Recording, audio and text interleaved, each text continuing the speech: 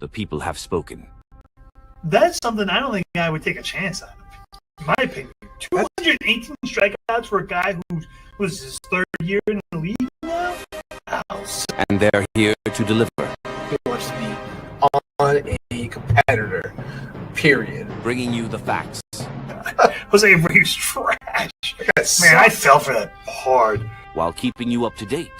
Man, what a question mark that out of the game, and all of a sudden you don't know what you're going to get on the other side. On all fantasy baseball news. He's a slouch, man. He's just a potential. He's a slug. Dark horse winner of a Cy Young candidate. Welcome to Bourbon N Ball. Average 160 strikeouts. Call that breakout year. I would call that a career year because I don't think he'll have another year. We're going to talk about a lot more baseball. This is just the beginning, guys. That's right. I call a bartender.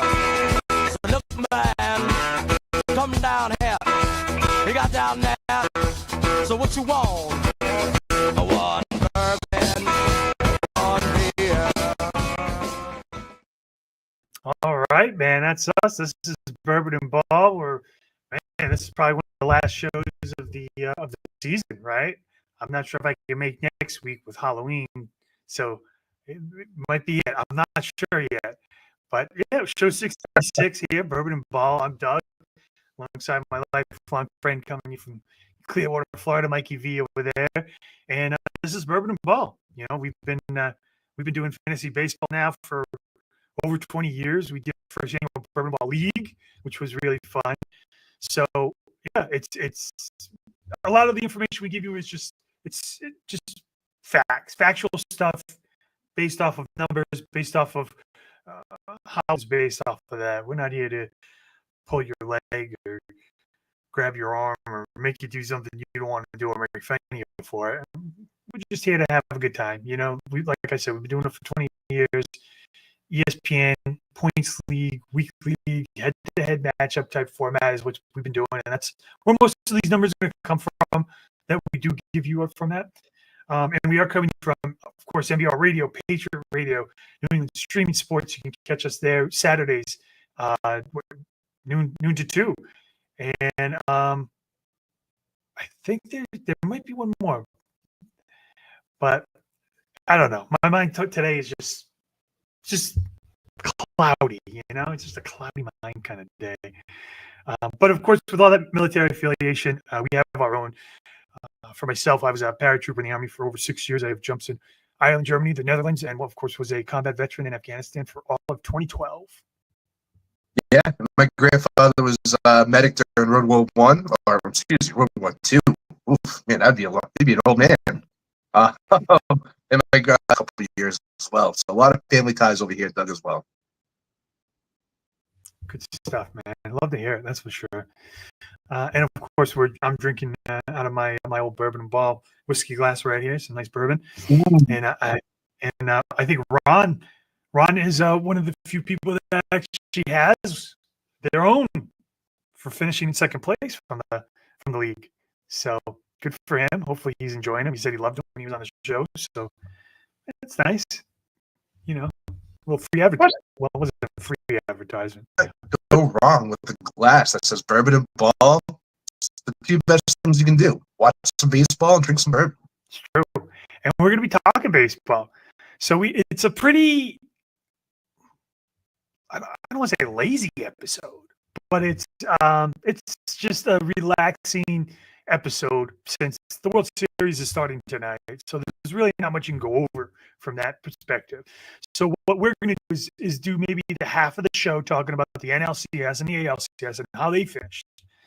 And then start talking about players, like for all points league, I'll pull it up. And we'll look at the top 5 from every position, and we'll say, hey, is that doable? Like, do you see him repeating? Do you see a decline? Like, kind of break it down a little more, right? I mean, it's fun to think about that. And then, of course, there is a list of the top 10 free agents for this year that I can pull up. Even before we start talking about numbers, we can pull them up, maybe play along and figure out and come up with some landing spots for some of these guys. And the rankings on them, I think Bo Bichette's number 2. Josh Naylor was like 8. Wow. Wild. Yeah. That's Maybe I'm sure thought. they factor in age, maybe cost, because I think Bo isn't going to get a massive contract like a Josh Naylor would. But, it'll be interesting to see or play around with it and see where some of these guys go. Oh yeah, I mean that's the best part of the name game in the off season. Where these guys going, who fits best in what places. Bo Bichette, could he go back to Toronto? I think so. He could go somewhere else too. I think that's a true 50-50 guy Yeah. right there. Well, I feel like it's all gonna kind of dwindle on how Toronto finishes. Let's talk playoffs, past playoffs, and we'll give our World Series predictions. And before we even start talking about free agencies, how's that sound? Ooh, I like So let's go into this matchup. I mean, man, I don't want to be the spoiler alert and talk about Game 7, but head scratching for sure, man. And we're gonna show you some of those clips. So we'll start with Game 5. Seattle finishes and wins this game 6-2. Right now, you got Seattle up 3-2, 3-2, which is a great position to be at, considering now you're playing 2 games in Toronto where you already won 2 in a row.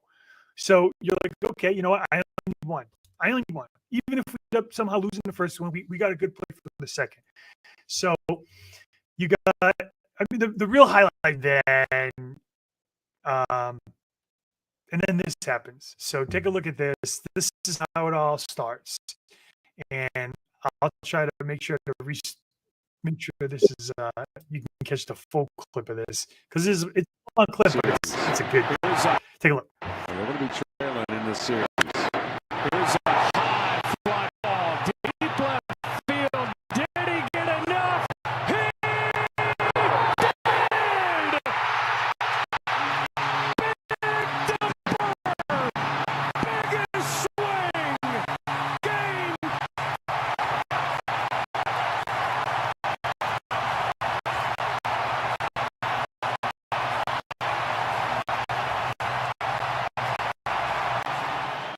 Another 2-2. It's another fastball. It's driven the other way.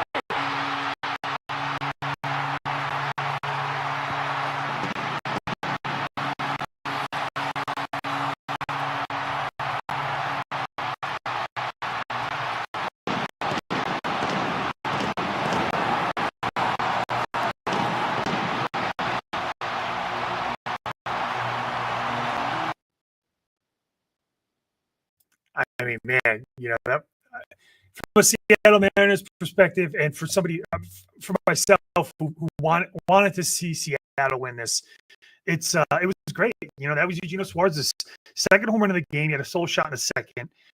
I mean, like I said, right? You got the fans, even Josh Naylor. There's a clip of him giving Eugenio once he gets to the dugout this massive bear hug. So, it's like they played their cards right to this point, right? You needed offensive help. You go out, you get Josh Naylor, who probably, if they do win the series, becomes MVP, right?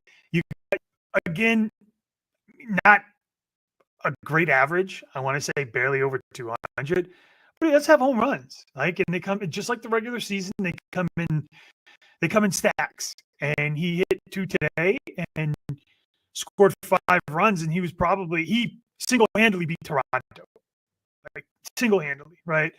So they made the right. You had Miller go 4 innings, gave up a run, 4K. You had Wu go 2, gave up a run. Muniz comes out, shuts the door. Now this kind of lines you up for the next game, right? You got Gilbert for Game 6. He's going against Yesavage, who should be, in my opinion, should be a short leash. I think this is a must-win for Seattle. I think they close it out, game 6, win it, call it a day, head out. The flip side of that, once that grand slam hit, right? I mean, I think if they do win Game 6, and obviously we all know what the outcome, but if they do win Game 6, and I wrote this stuff after each game, so I didn't write this after the series was over. I wrote this after Game 5. So if if Toronto wins the next game, I think they win the series. That's what I put. If Toronto can win Game 6, they'll take that momentum. They'll bring it into Game 7, and they'll probably end up pulling it off. Gausman in Game 5, 5 2/3, 1 earned, 4K. Really pitching is kind of what did him in. Gave up the Riley home run. Then this Brandon Little comes in, walks the next 2, gives up a single, bases are loaded. All 3 batters he faced, they get an out, get on base. Dominguez comes in and then gives up the grand slam to Eugenio. It's really all bullpen work for that. And then how Toronto got on the board. Well, you got an RBI double from George Springer, who's been red hot. That was in the 5th, and then Clement, an RBI single in the 6th. But game. Yeah, I think going into this Game 5 at times, in Game 5, you're giving Toronto 2 open opportunities to win a game at home. You're not going to be in good shape. We obviously know how that all turned out, but going into this game at Game 5, it was a must-win game, in my opinion, for Seattle for it. So good to see Brandon Wu gave him a couple innings, right? We know he's been dealing with that injury since the end of the last season, the beginning of the regular season. End of the regular season, I should say. But yeah, I mean, they put it all on the table. Suarez grand slam really put the caveat to it, right? He hit that in the 7th or 8th inning or so. It was late in the game. So it was an electric moment, and I think honestly going into this series, Doug, I would have been happy with whoever won. I think I was rooting for Seattle as well. But you got 2 teams that haven't been to the World Series in absolutely forever, right? Including those teams that you're really rooting for. But you also got Toronto at the same time, hasn't been there since the 90s. And then also you got a whole country that you're playing for too. So, again, both representatives in the American League here, both well-deserving, both best teams in the AL in the regular season. So it was good to see at least they had a competitive series, right? You saw Seattle come in, take 2 straight games, and now all of a sudden, now you're going into Game 5. Must-win game, I feel, for Seattle, going back to Toronto. They did what they needed to do. So now we go into Game 6. And at the end of that game, I said to myself, it just seems like no one wants to win this series. Toronto takes it 6-2. The Mariners, they sent a rested Logan Gilbert, expecting to be, Logan Gilbert from the past. He goes 4, gives up 4, another home run. I mean, every at bat, his contract for next year is just going up in price. Like he's getting more money with every at bat because he's making contact, right? And then Toronto had the ALDS here. Yes, there were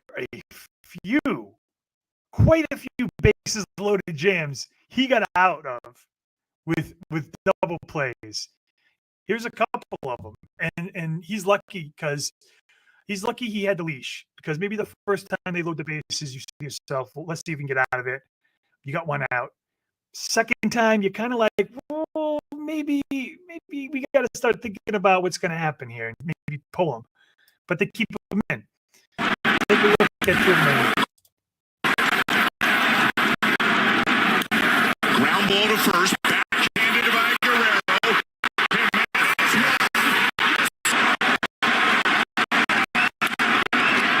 Short hops. There's 1. There's. I think we can both agree you're not going to win games leaving the bases loaded and getting 0 runs out of that. Man. So anyways, his final stat line, like I said, did look pretty good. He went 5-2, gave up 2, 7-strike run. And I have a clip of all the scoring highlights for Toronto as well. So take a look at some of these. And Vlad, man, what a superstar playoff run.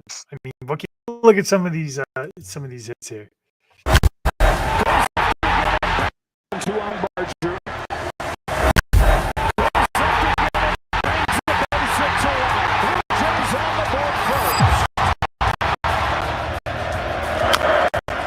Puts us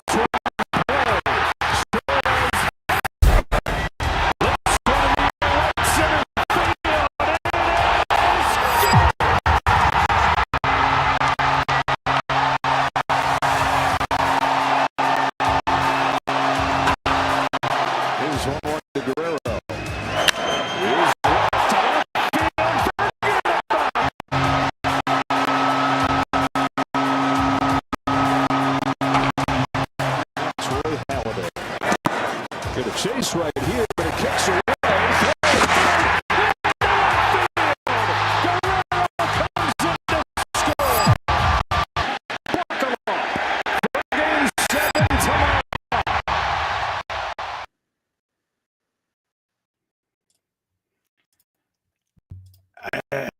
Man, it's a tough pill to swallow. And I will say, now you're going into Game 7, right? You got Bieber, you got George Kirby.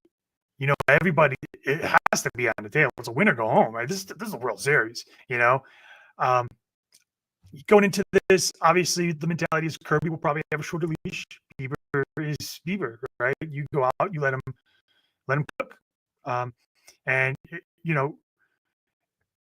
predictions for Game 7's, the MVP, like I said, and this is if Seattle wins, you got Josh Naylor, who's hitting 341 with 3 homers, 3 stolen bases.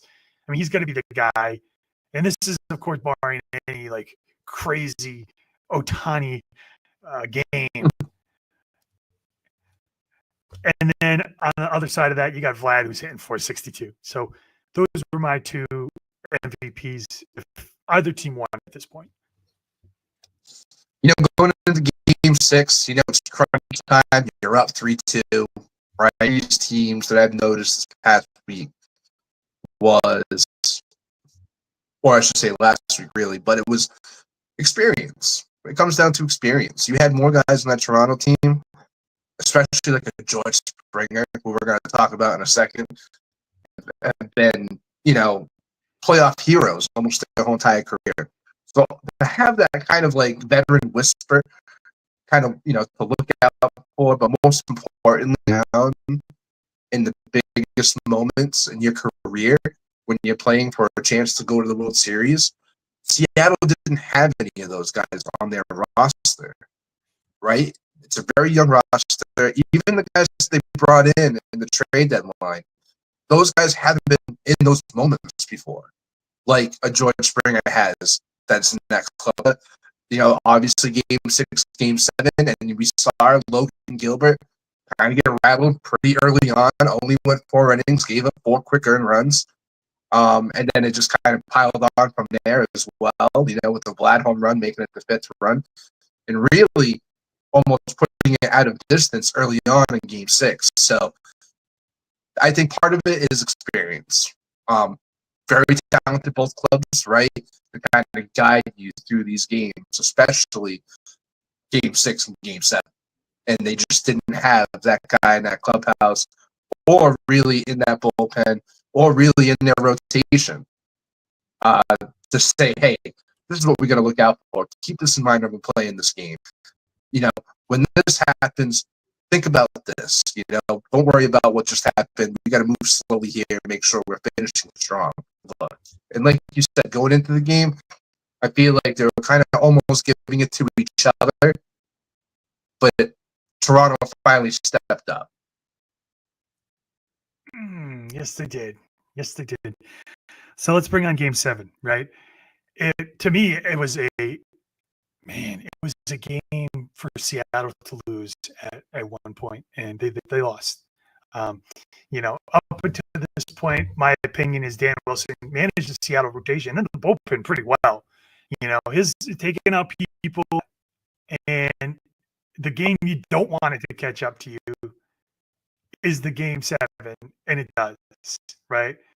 A lot of second guessing will go into this game for him, for that organization, for sure.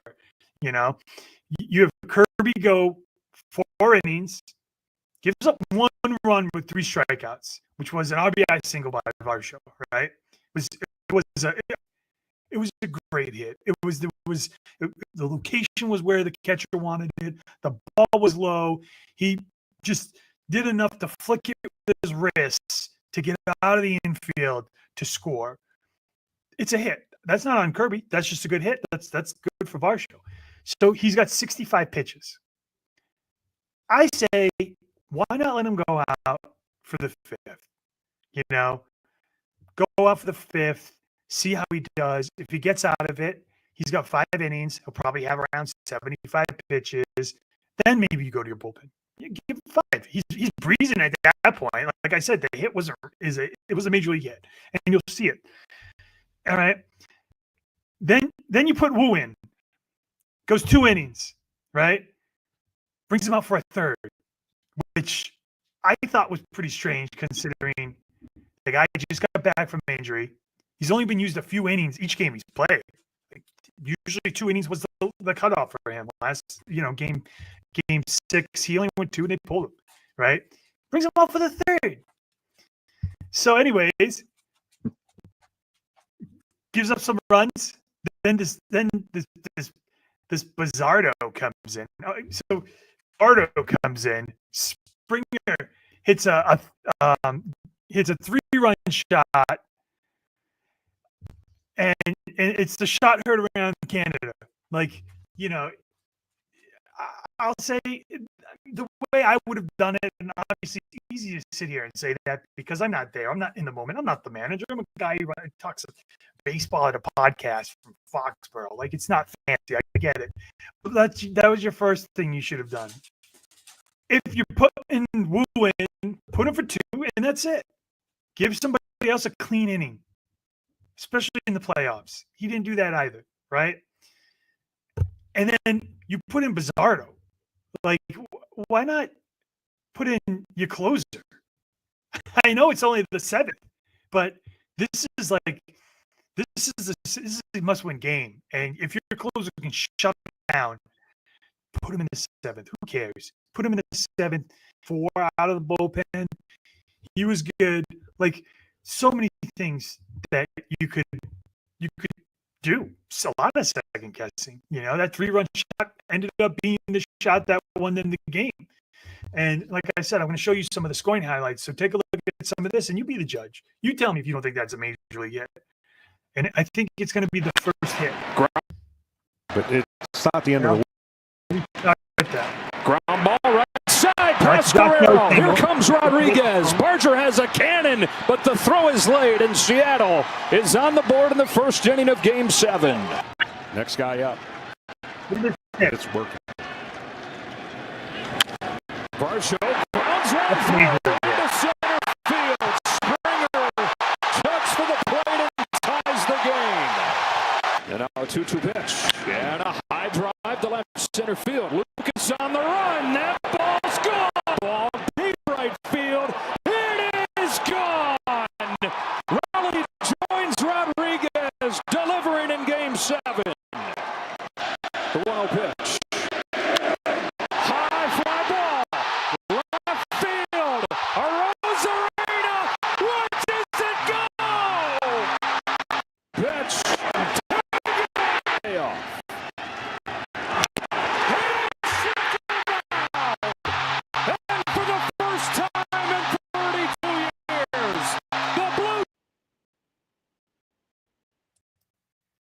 I mean, what can you say? It's like, some of the final numbers here. J-Rod was hitting 208. He got on the board in the first. He was hitting 340. Everybody else, 208 or less.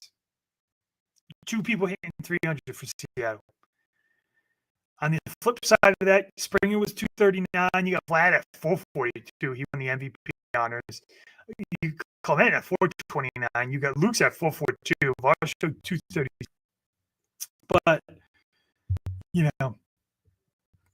you change a couple of things, and that's a whole different outcome. Crazy. Dude, it could have went either way. They really could have. Either team could have won this game. Going back to the Kirby, right, only going 65 pitches right there. I'm kind of split on it just because we've seen Kirby this year have these rough outings where he will give up a ton of runs. And sometimes you don't know how to put the pulse on it, on how he is going to become. You're already starting to give up some runs, so it's like, you give up a run. Wait, 1 earned run. Who cares, right? You already got 3 runs on the board at this point, right? So he's got the lead. You only gave up 1. And Kirby going into the season, obviously he got hurt in the beginning of the season, but he was supposed to be your ace all the way from me until I tell you so. And, really, there wasn't really much of a fight. And, he got taken out. And then, like you said, Brandon Wu came in. And Brandon Wu, I don't know if he's 100%. I think he came out there. I think he wanted to give him a couple innings and be somewhat successful out there. But, this game, it just wasn't it. It just wasn't it. And then you said, going back to the closer, high leverage situations in playoff games, you got to get creative with it. And in this situation here, you had a playoff veteran and George Springer at bat with two guys on that completion. You can't just put out your seventh inning guy that you put out there every day during the regular season. This is not the moment for it.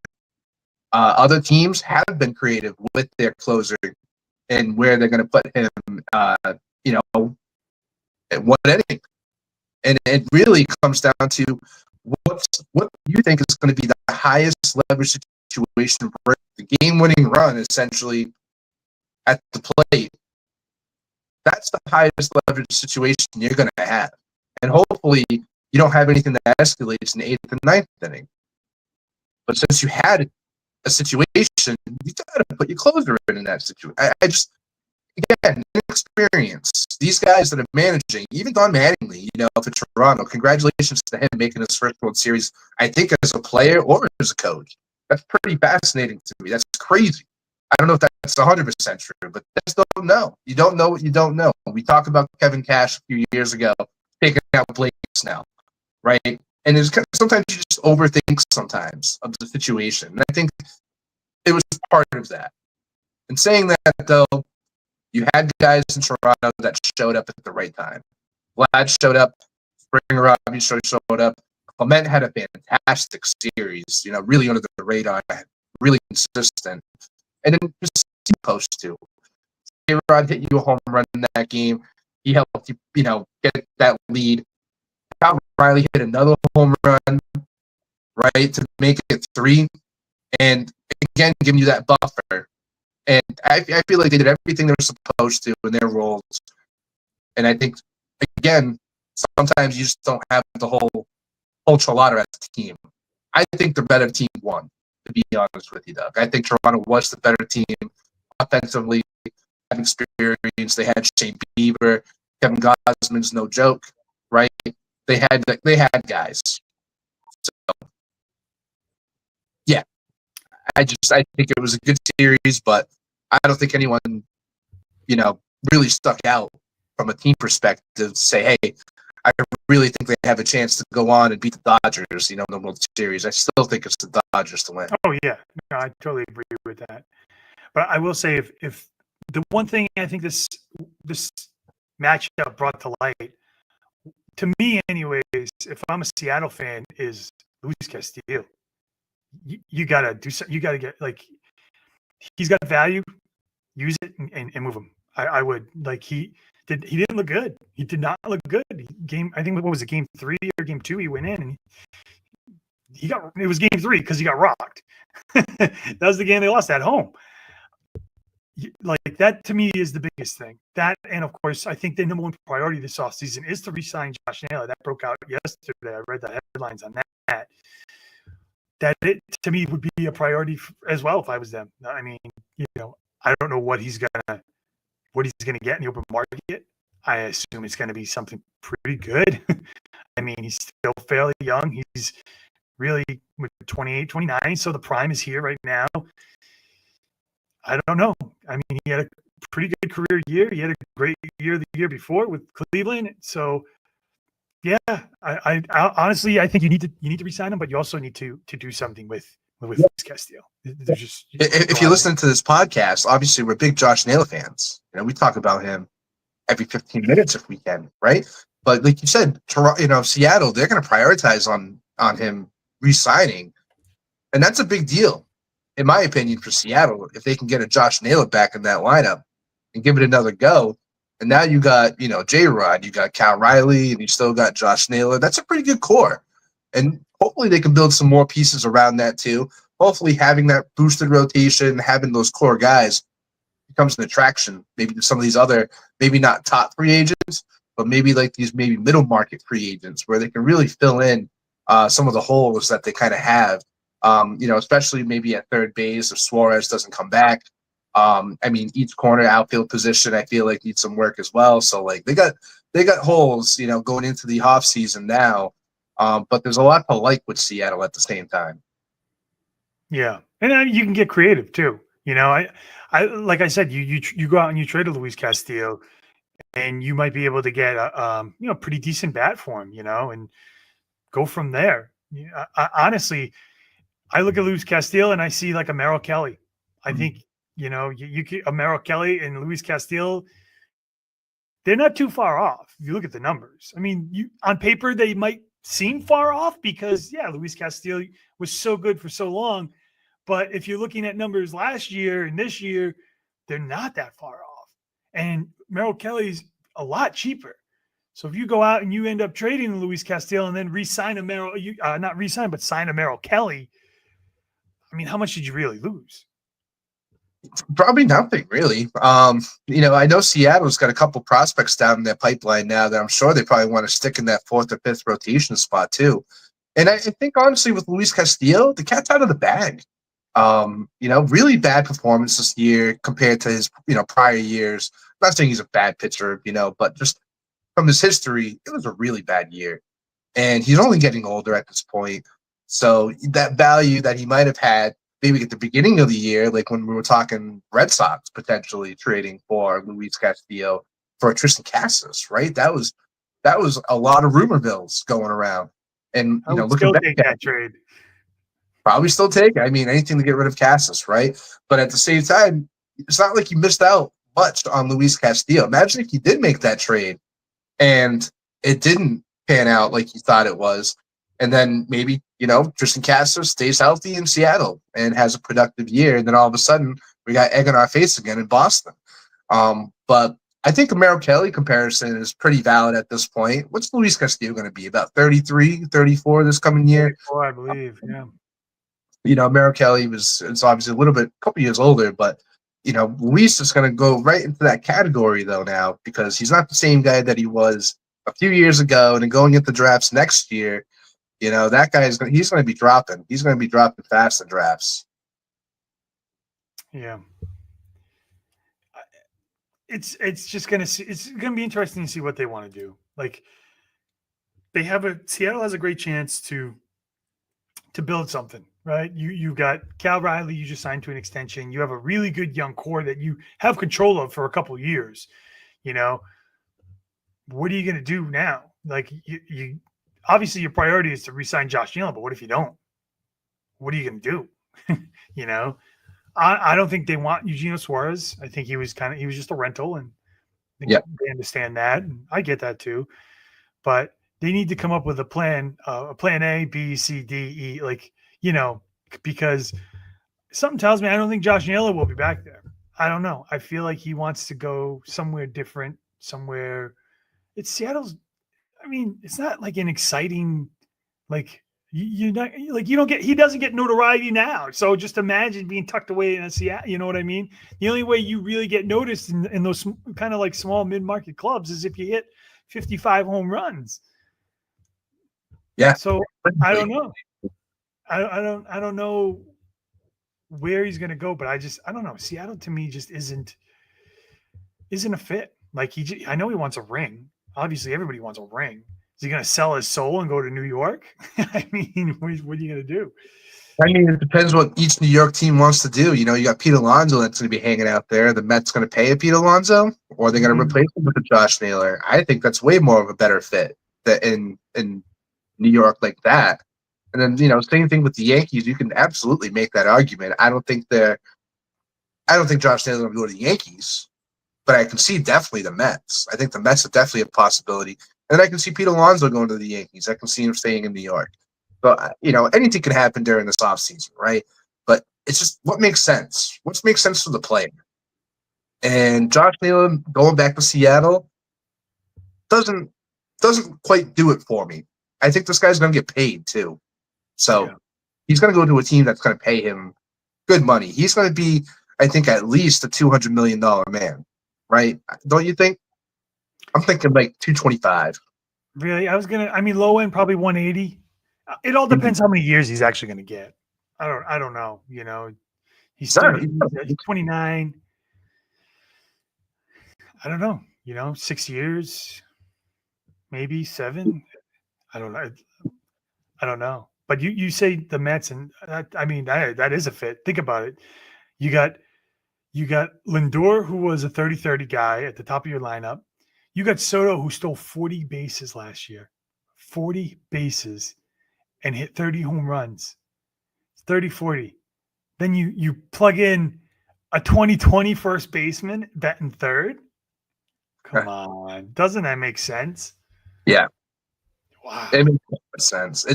It makes too much sense. Probably won't happen. Yeah. I mean, the Red Sox make sense too. You go down that path. To me it does, but I hope the Red Sox make some noise. They're gonna have to fill again, probably a void at third base, maybe potentially a void at shortstop. They've had a void at first base.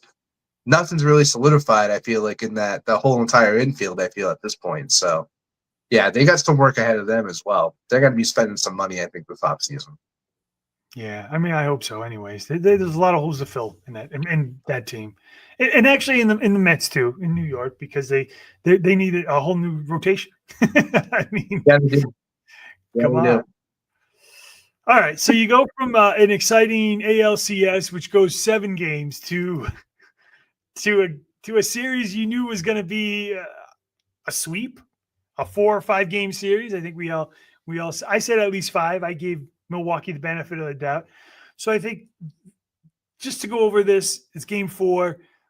I'll do one team highlight. We'll talk a little bit, and then we'll do the other team. So let's start out with the Dodgers. Now the Dodgers end up winning 5-1. They sweep. They head to the World Series. And again, you go from a fun, exciting 7-game series with Seattle to a game 4, which ends up becoming MLB history, not playoff history. I'm talking all of it: regular season, playoffs, just history. And this game, it's crazy because Shohei Ohtani literally did not need anybody's help to win this game. He did it all on his own, offensively, defensively, pitching, hitting. It is ridiculous. And for all the struggles he had this series, because he's been pretty quiet. His average wasn't high. He had a lot of strikeouts. This one game was so good, he got MVP for it. That's how good it was. He got MVP for an entire series just for one game. Take a look at this clip, and it's a good clip because it's in chronological order. So it goes from pitching to when he hits his first home run, to when he's pitching again, to when he hits his second home run, to when he ends up pitching after the 6th, to him hitting his 3rd home run of the game. It's all in chronological order. It's an amazing clip. Take a look at this. And let me start this over. Right hamstring. As Churio strikes. Hit an infield single yesterday. That's a call. 0-2 pitch. Got him! Quintana is a command pitcher. Ohtani tees off. Deep right field. Shohei Ohtani. 1 of 1. He goes upstairs. Ortiz chases the ball.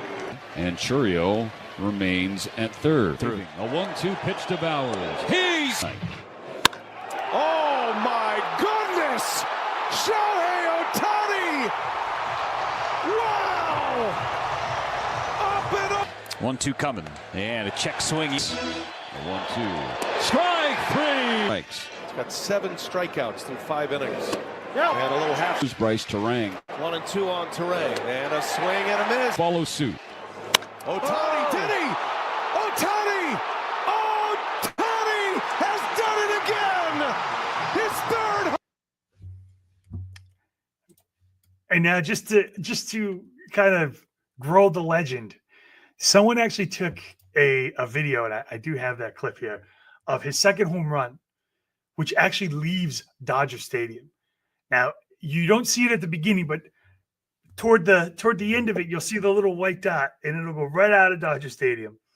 And just take a look, because it is a monster shot. I want to say it was over 450.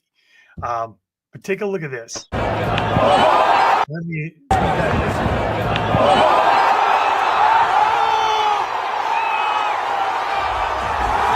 Right at the end, he slipped out of the stadium.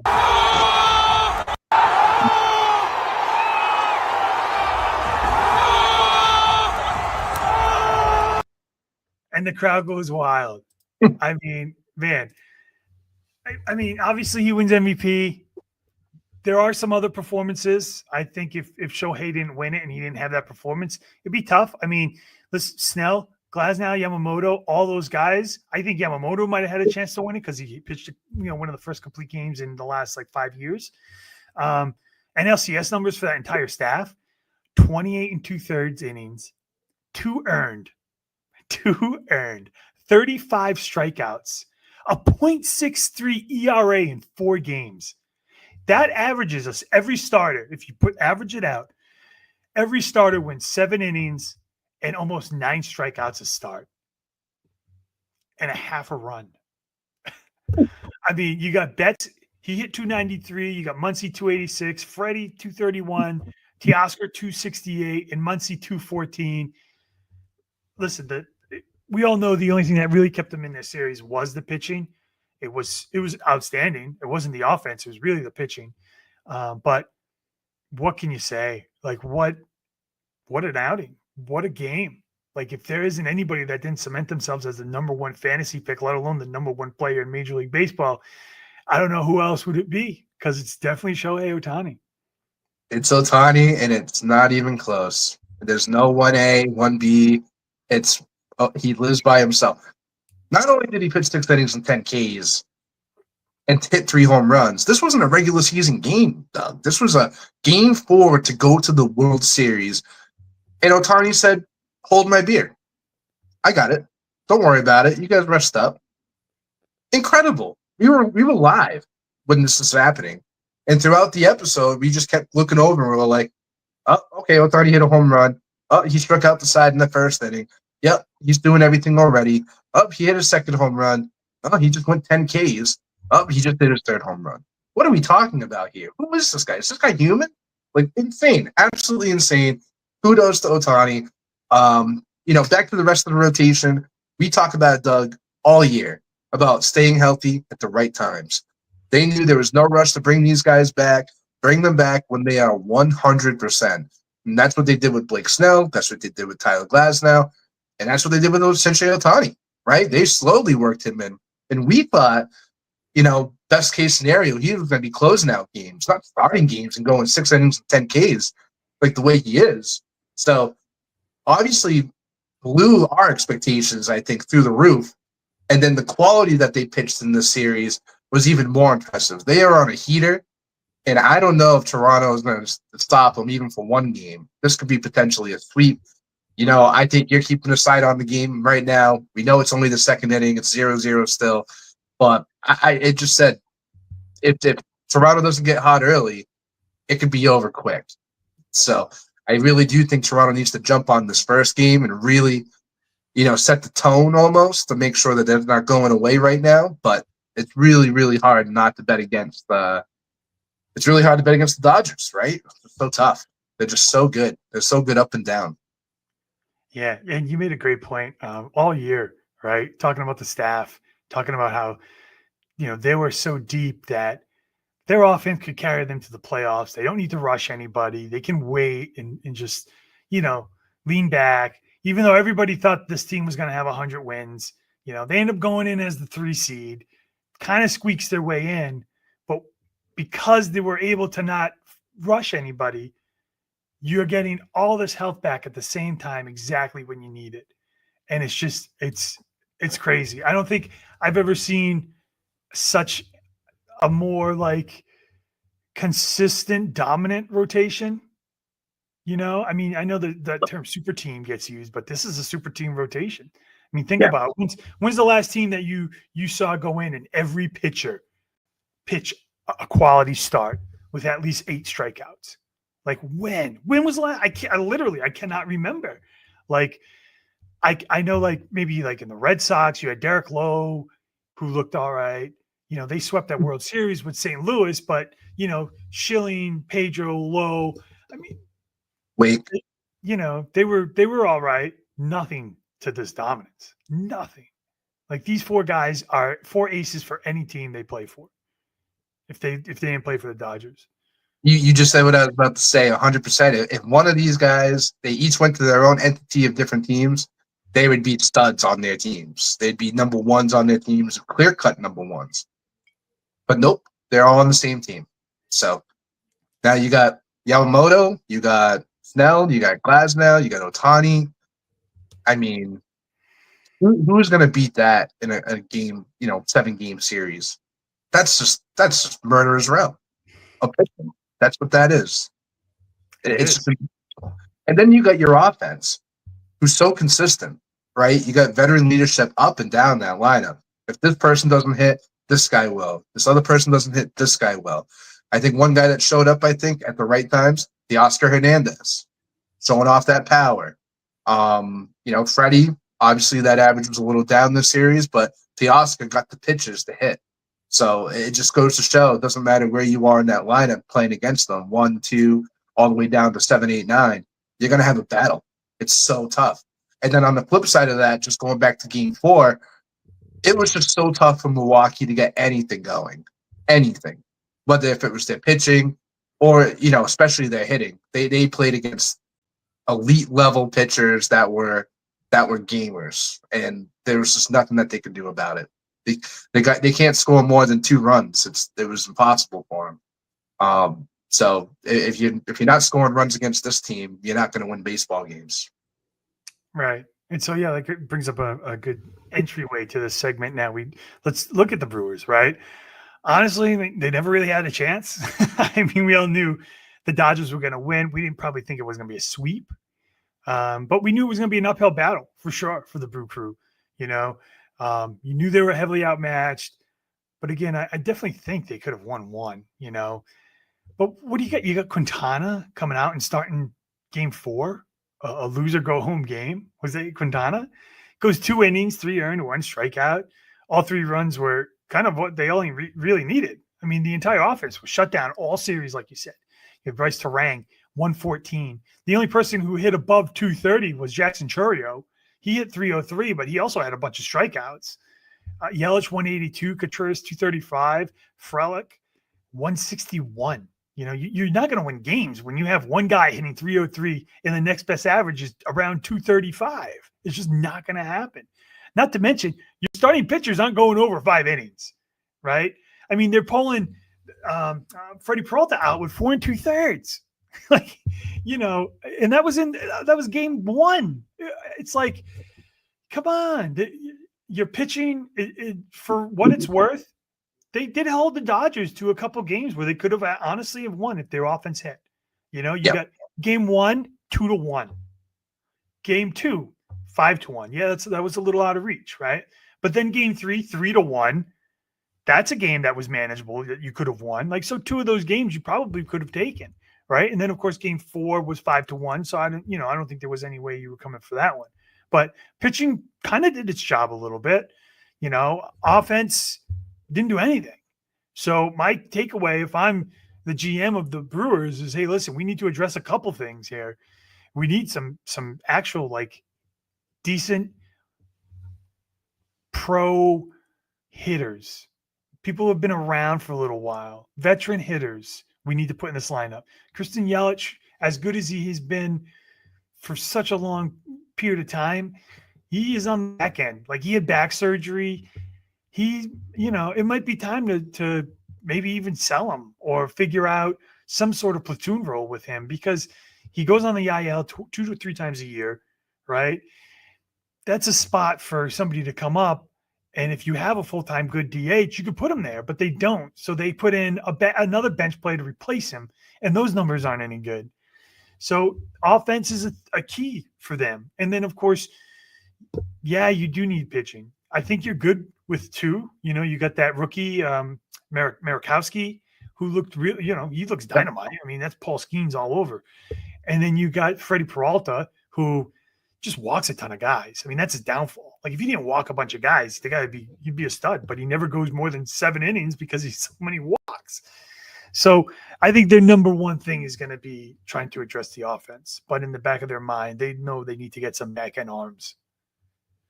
Yeah, they could use a batter too. The thing with Milwaukee, though, they are a younger team across the board, and they're going to have a lot of the same guys coming back to this team. I think in a starting capacity. I think William Contreras could use a bounce back year next year to help him out offensively. Obviously, like you said, I agree with you on Christian Yelich. I think you can't really rely on him going into next year. Another year older, he's getting to the dog days of his days too. And they're a middle market team at the same time, so their options are going to be very, very limited to what they can get. But I would also like to see too is just get that one more starting pitcher. You just mentioned the guy's name. I can't believe we're even talking about this guy in November or October 24th. It's Jose Quintana is starting a playoff game, and live or go home. A must-win game. Must-win game. We're talking about Jose Quintana. What are we doing? So, I do want them to go out and get a veteran pitcher out there. I think Framber Valdez might fit the bill. I think he's soured. I think on a lot of teams with his antics this year and his performance as well. So I think that kind of opens the door for a guy like Framber Valdez to go toward more middle market team, which I would love to see. And I think Milwaukee's a nice fit because again they were very good this year, best record in the Major League Baseball. And now if you get 3 legitimate pitchers, because we know Jake Murowski is going to be in that rotation full time next year. You still got that veteran leadership of Freddie Peralta. I'm a little surprised they shorted him a little bit in this playoffs, but I still think he's still a quality pitcher. And if you throw in like a Framber in there, now you can compete, I think, with any team because a lot of these other teams don't have really good pitching either, except the Dodgers. So I think that makes them a level up. For a bat, I don't know. It's so tough. You're gonna have Bryce Terang back, who's really good at second base. We'll talk about him, I think, later. First base is kind of a void still. Rhys Hoskins has not really been it since he's gotten to Milwaukee. So I think there's probably something to do there. Jake Bowers, I think, is still there, and it's just not the right guy there either. So they could definitely use a quality bat in that lineup. But I think they might need more than one. They really do. But hey, great year for them. They got some stuff they can really build on. And like I said, they're a young team. You're going to have a lot of those guys coming back. So if they can just get the right pieces to fill in, I think they'll be back right in the spot next year if they want to. Yeah. And actually, Valdez does kind of make sense for them. Honestly, if they go out and get Valdez, he should be your ace. You should move everybody down one.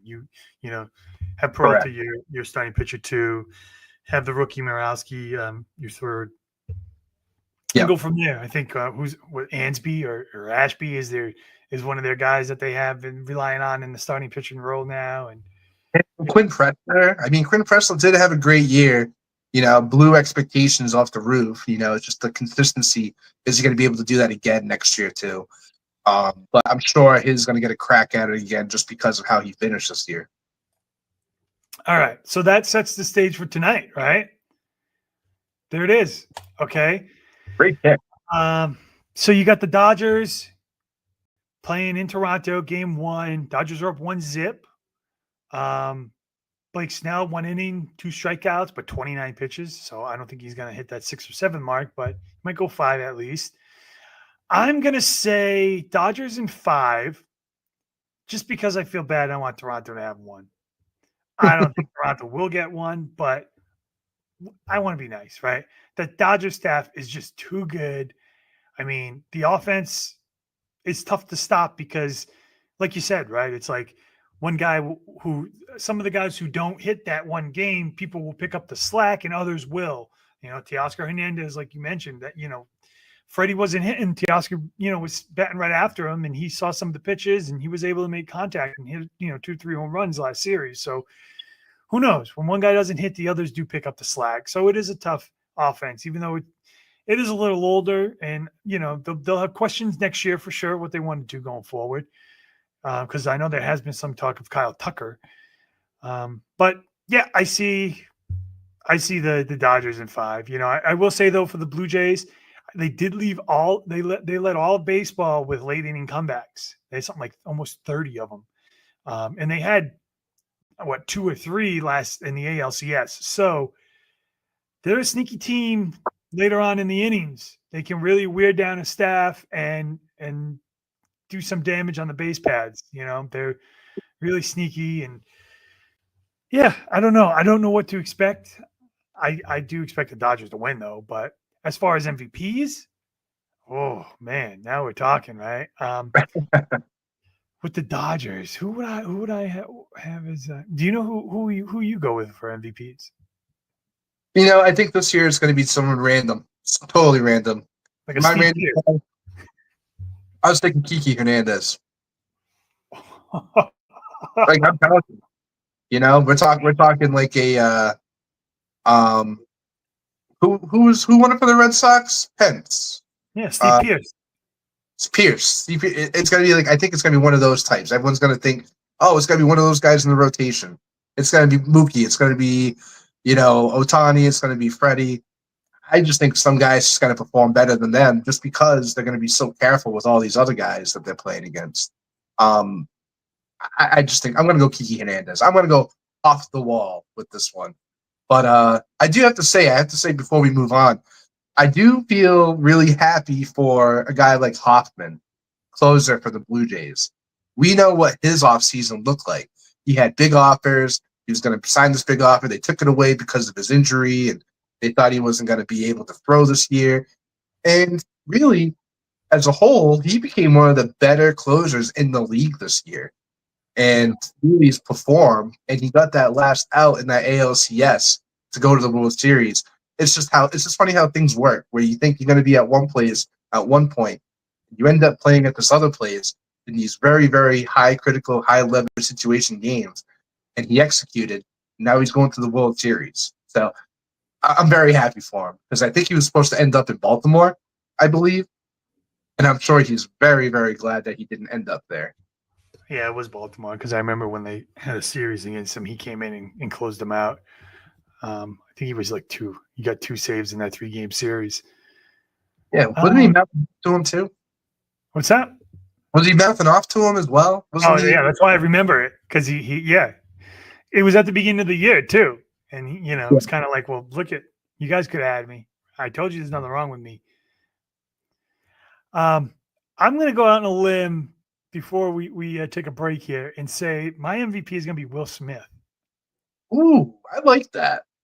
Because a catcher, he's got some power. He does get on base pretty good. And a rotation is only as successful as the person catching the pitches. Correct. So you got to give Will Smith some credit with what's going on in that rotation. And I think if he can, maintain like a decent average and get a couple home runs and, who knows, maybe there's shutouts, 3 shutouts out of 5 games or 3 out of 4 if they sweep. You got to consider Will Smith, especially if he's catching every of those games. I love a good Will Smith pick right there. He hits for average. He's going to have the opportunities. He's not going to get all the, pitching around. That's going to be Ohtani, Betts, and Freeman, and maybe even to Oscar. So by the time it gets to Will Smith, he's going to be the one getting the pitches. So, dude, that's a great pick. That's you might have to look on the sports book on that one. And as far as the Blue Jays, there's really nobody else that sticks out to me except for Vlad. So I really don't know anybody else that would garner MVP. Springer. It depends who gets hot. Bodger, he gets the hot streak sometimes with the power. Maybe Bichette, right? He could be a quality player at times too. So, yeah, I don't know. Toronto can go either way, but it's just so hard to pick someone from Toronto because we both know the Dodgers are probably most likely going to win this. Yeah. Yep, I totally agree. But let's take a quick break. If you need to refill your drinks, use the restroom, you got a couple minutes here. We're going to come back. We're going to look at some free agents. Top 10 free agent list just got released. We're going to take a look at that, maybe break that down a little bit, and then just go over the year. Go over where players finished at their position. So talk about maybe the top 5 or top 10 and see if we think a repeated performance could happen or if there's going to be a decline or if some of these guys played out of their minds. I'll pull up the stats because I'm going to share my screen and show you the actual stats. And I will say some of these numbers are kind of wild. You know, you got a Cal Riley with 188 strikeouts. You know, you got Kyle Schwarber with 190. Like, you know, it's tough to say, like, if these guys aren't hitting home runs, they're not giving you a lot of points. So just some things to think about for the future. So yeah, let's take a break. We'll come back and we'll start breaking that stuff down. So don't go anywhere, guys. You're going back in? There's still men out there. God damn.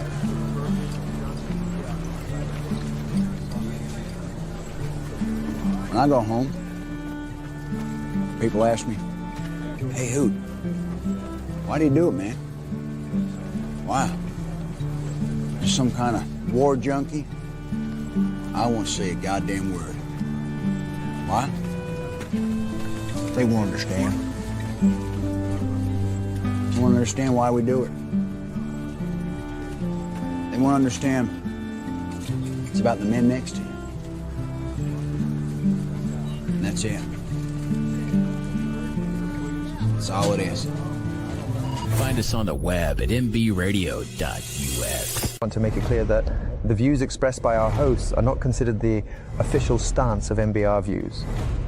Remember, this is all about having fun and enjoying the ride. And now the guys you just love to hate. Trash. It's garbage. Man. It's a dumpster fire, man. It's a mess. It's not. Doug and Mike are back with more Bourbon N Ball. All right, so we talked about the NLCS, how that finished up. So we can just relax and just shoot the fantasy shit for the next hour. How does that sound? Yeah, that's when we're now. This is it. All right, so we got the top 10 free agents. They're actually in order. I don't know who did the order. I think it's a little ridiculous, some of it, but they are the top free agents. Regardless of the order, they are the top free agents. So take a look at this, and I'll read them down to you just to give you guys a better understanding, all right? So you got Kyle Tucker, you got Bo Bichette, you got Schwarber, you got Pete Alonso, Bregman, Bellinger, Grissom, number 7, Suarez, Josh Naylor, and Harrison Bader. Interesting list. Bader does make sense for 10, but I think Josh Naylor, to me, would probably go before Pete Alonso, at least. It is interesting. So, I mean, first, Mike, what do you think of the list? And then once you're done, maybe we can talk places for each one. What's up with Josh Naylor being 9? Are we too big of Josh Naylor fans? Are we missing something with that? I think they're too small. Is that what it is? I think that's what it is. Because you got Bo Bichette at number 2. Maybe that's because of age. Kyle Schwarber's probably going to resign. Pete Alonso, you know what you're going to get with him with the strikeouts. But then you got Alex Bregman. It's a fun list. I think the order's whacked a little bit for sure. But it's, I think, probably the right 10.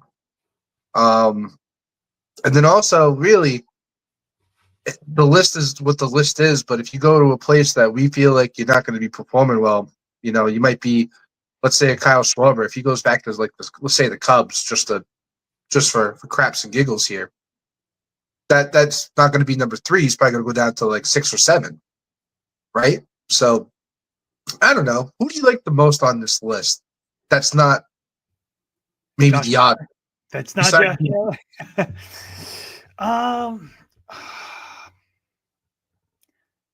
It's tough. I mean, if you would have asked me at the beginning of last year, I would have said Kyle Tucker. But just because of the year he had, I mean, like, you go down this list, there's no sure thing. Like, Tucker had a horrible year. Bo Bichette, you know, yeah, he had a good year this year. What about last year? Do we just forget about the injuries? The barely hit 230. Like, forget about that. Kyle Schwarber, like, again, you know what you're getting, power, strikeouts. But at some point, and I think it was 3 or 4 years ago, when he didn't have a lot of home runs and he had a lot of strikeouts. And a lot of people were kind of done with that. You know, Pete Alonso, same thing. Although I think Pete Alonso is I would rather have a Schwarber than a Pete Alonso, just because Pete Alonso looks done. He looks toast.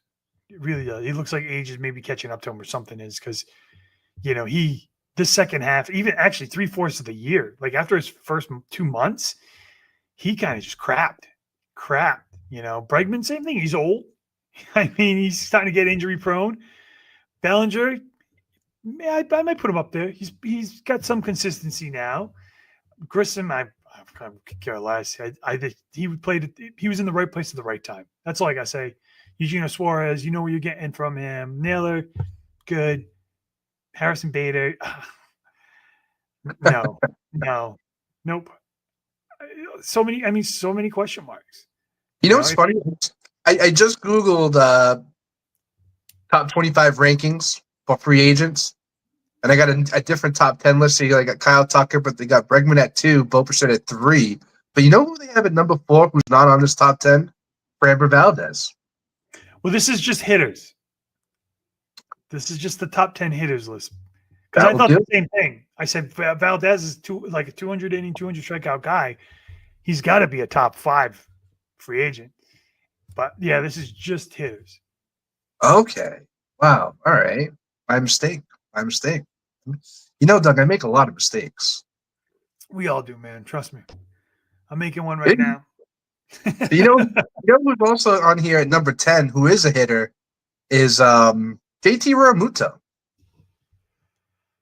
Now, is that guy, Doug, that if he changes scenery, do you see a little bit of that old guy come back? No. Not even a little bit. No. Nope. I'm just not a fan. To be honest, I don't. His good years are well behind him. He's a platoon guy, if anything. He's just he went to the Padres.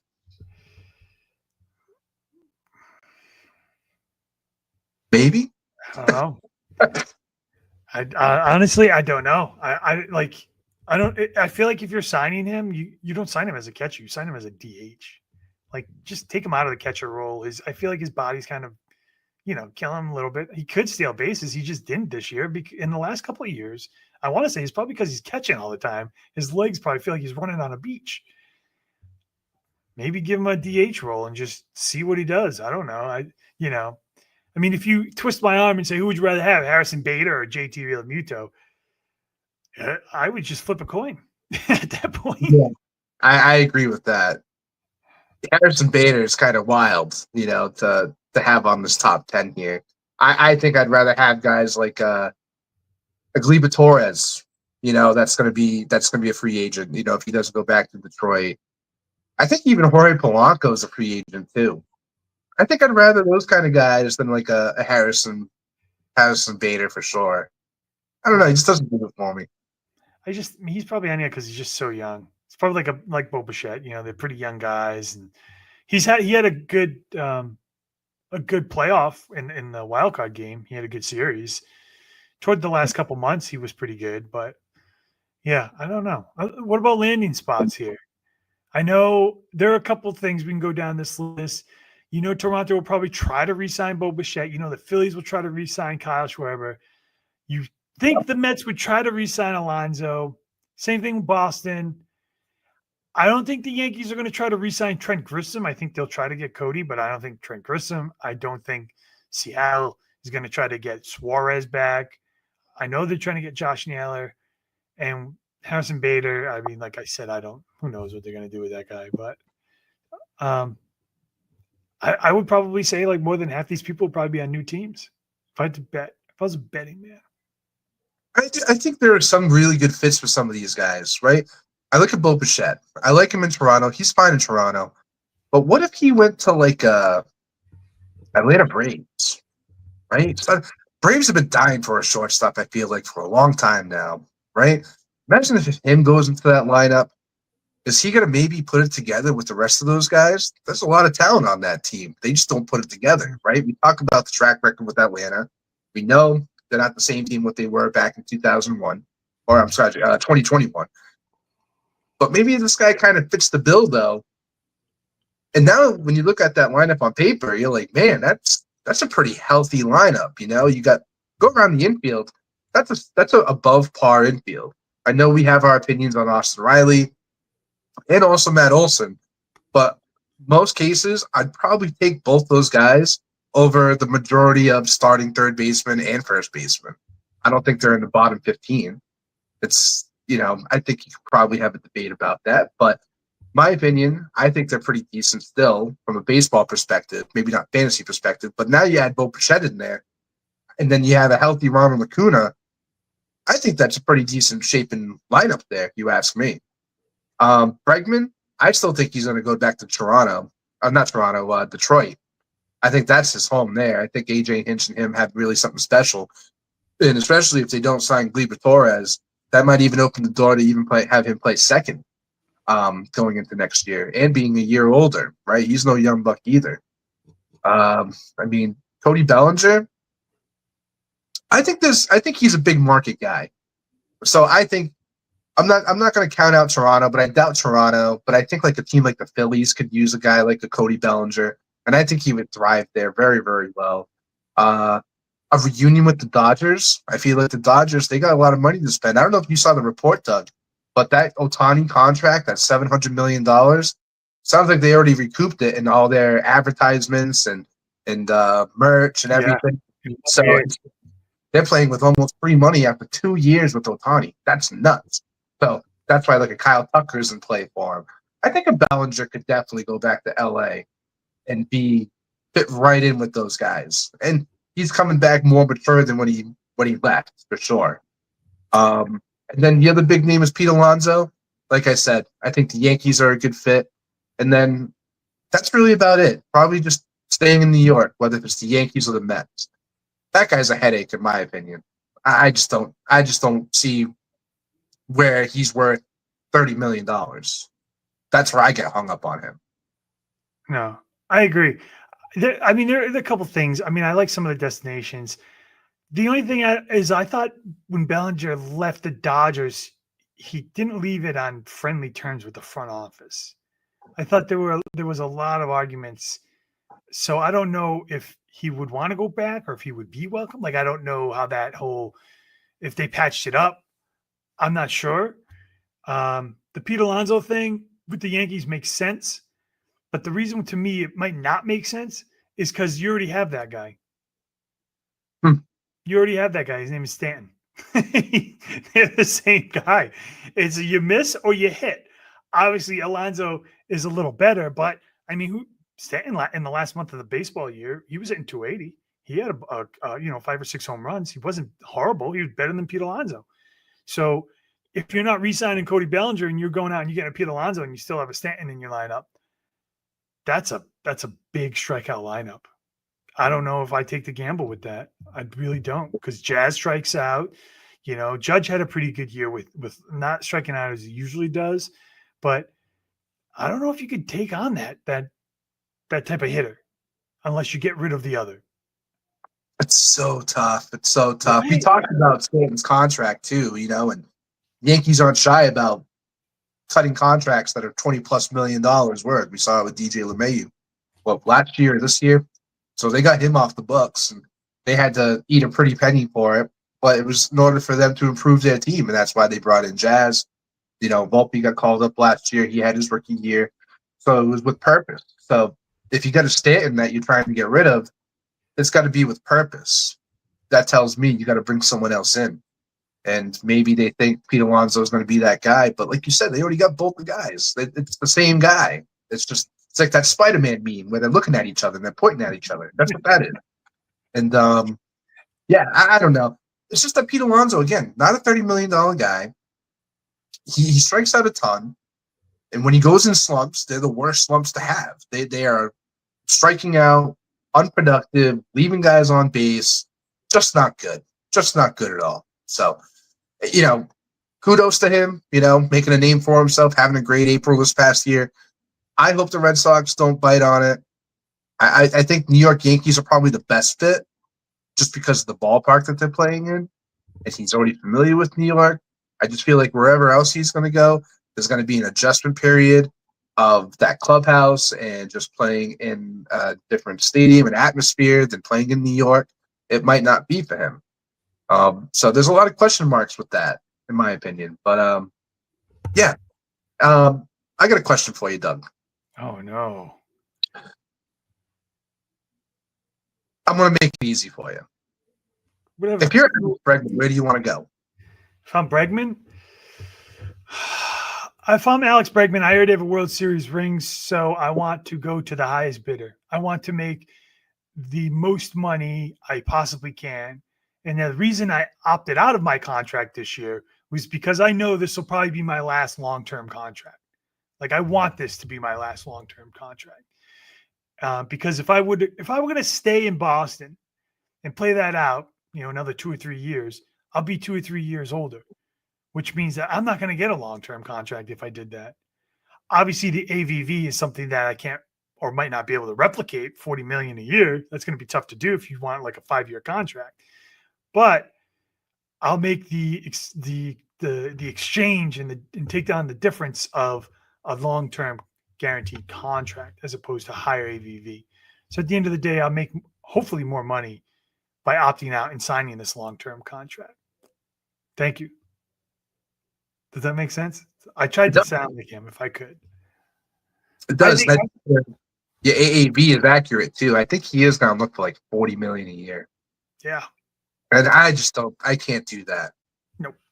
Even on a big market team, I don't feel comfortable giving that guy money like that, especially at the age that he's in right now. Like you said, he's already won the World Series. He's already kind of did his thing. Now he's just looking to get paid. And he will go to the highest bidder. We saw it last offseason with the Red Sox. Came in, 13th hour. So, yeah, I think that's fair. And we talk about the Red Sox. We talk about Detroit. I'm going to throw you another question, Doug. If he doesn't go to either of those teams, what would be another suitor that you could see Bregman and another franchise matching up? Yankees. If you go to the highest bidder, you go to the Yankees. They want it. They were after him. I was thinking Or Mets. you go back to Boston. I just like the Mets.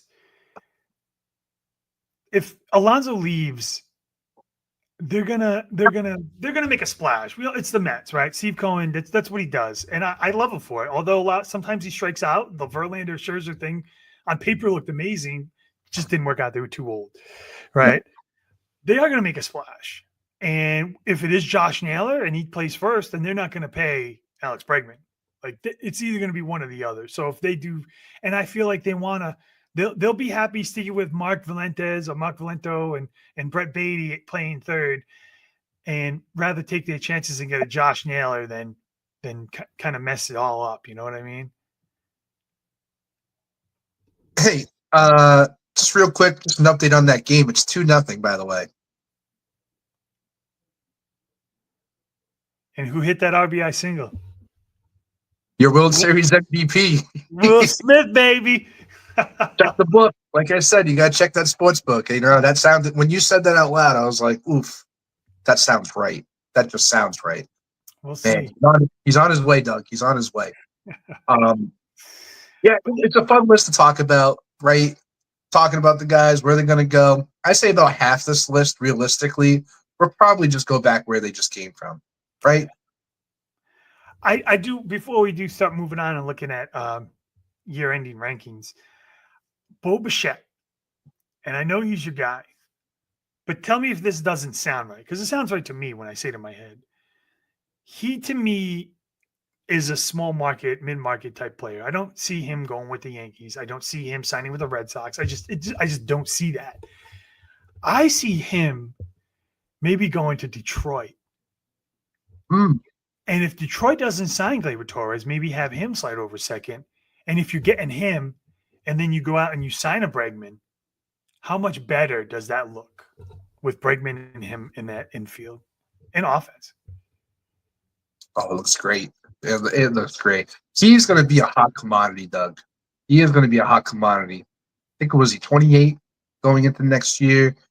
A lot of good legs left. Obviously had that bad year last year, but this year he really bounced back. And I think that's a little bit more consistent to what he can be more long term.